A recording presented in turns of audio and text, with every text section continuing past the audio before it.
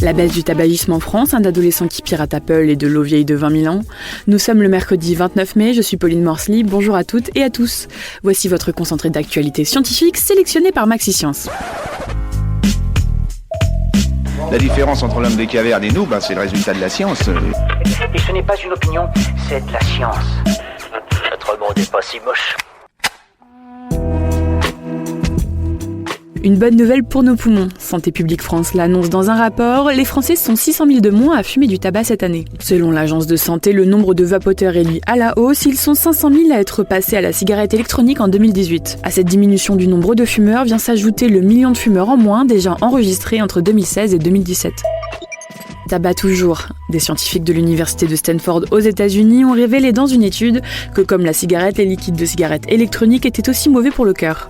Selon les chercheurs, les liquides qui seraient particulièrement à blâmer seraient ceux au menthol et à la cannelle. Cette étude a été réalisée par un laboratoire encore trop petit pour prouver la nocivité de la cigarette électronique, mais elle amène à réaliser des recherches supplémentaires sur le sujet.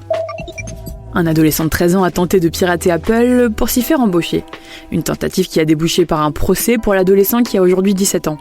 Pour sa défense, il existait un précédent puisque par le passé, un Européen avait réussi à être recruté par Apple en employant la même méthode.